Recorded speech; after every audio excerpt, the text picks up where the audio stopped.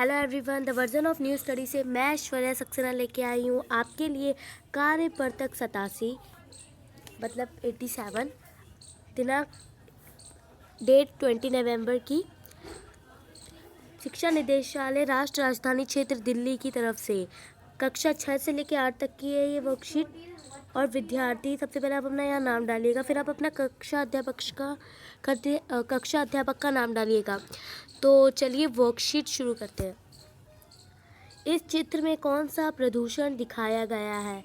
इस चित्र में वायु प्रदूषण दिखाया गया है, क्योंकि ये जो धुआं उठ रहा है वो हमेशा वायु प्रदूषण में ही सिर्फ हवा गंदी होती है, इसलिए उसे वायु प्रदूषण ही कहते हैं। तो ये वायु प्रदूषण है। इस चित्र में कौन सा प्रदूषण दिखाया गया? ये जल प्रदूषण है, क्योंकि जल को गंदा करना मतलब जल प्रदूषण। इस चित्र में कौन सा प्रदूषण दिखाया गया है? इस चित्र में भूमि प्रदूषण दिखाया गया, क्योंकि भूमि को गंदा करा जा रहा है। इस चित्र में कौन सा प्रदूषण दिखाया गया है? ध्वनि प्रदूषण, क्योंकि ये साउंड वगैरह ध्वनि प्रदूषण में आते हैं, क्योंकि जो ध्वनि होती है अगर ध्वनि ज़्यादा तेज़ हो जाए तो वो हमारे कान को दर्द करने लगती है, इसलिए ये ध्वनि प्रदूषण भी हमारे लिए हानिकारक है। सॉरी। तो अब अगला क्वेश्चन है, इस प्रदूषण के कौन कौन से कारणों को आप जानते हैं, उन्हें लिखिए। तो चलिए आंसर देखते हैं। ये उसका आंसर है, वायु प्रदूषण निम्नलिखित कारणों से होता है। पहला, कारखानों से निकला धुआं। जब कारखाना होता है, जब फैक्ट्री में कुछ बनता है तो उससे धुआं निकलता है, उससे वायु प्रदूषण होता है, मतलब हवा गंदी होती है। और सेकेंड है, वाहनों से निकला धुआं। वाहन मतलब गाड़ी, इन सब से निकलता जो धुआं है वो भी बहुत ही हानिकारक है।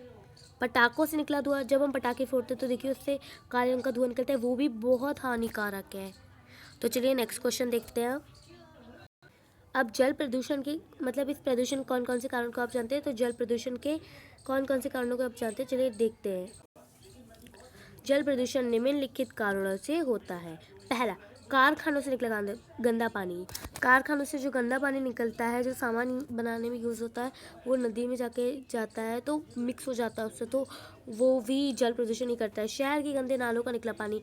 शहर के जो गंदे नाले होते हैं, जो हम सब यूज़ करते हैं, तो उसको हम नाली का जो पानी होता है वो जाके सीधे नदी से मिल जाता है, इसलिए जल प्रदूषण।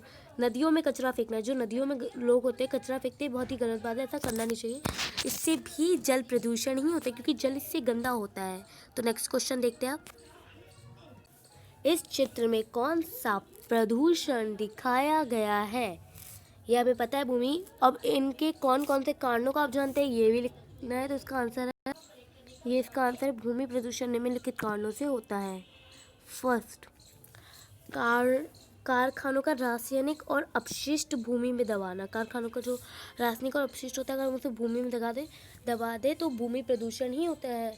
जैसे ले लीजिए प्लास्टिक दबाएंगे, प्लास्टिक गलेगा भी नहीं, ना कुछ खाद बनेगी, तो ये भूमि को बहुत ही हानि पहुंचाएगा।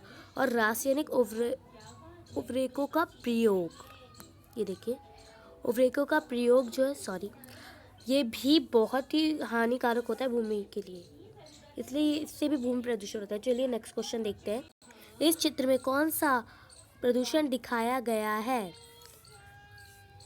हमने बताया था आपको ध्वनि प्रदूषण। अब बताना है कि कौन कौन से कारणों को आप जानते हैं, उन्हें लिखिए। तो चलिए देखते हैं इसका आंसर। ध्वनि प्रदूषण निम्नलिखित कारणों से होता है। मशीनों का शोर, जब इंडस्ट्री वगैरह मशीनें चलती है तो बहुत शोर होता है, तो वो भी ध्वनि प्रदूषण ही हुआ। वाहनों का शोर, जब गाड़ियाँ वगैरह चलती है तो वो भी बहुत शोर करती है, ये भी ध्वनि प्रदूषण में आता है। और लाउड स्पीकर का शोर, मतलब लाउड स्पीकर, FM वगैरह, ये सब भी वायु प्रदूषण में ही आता है।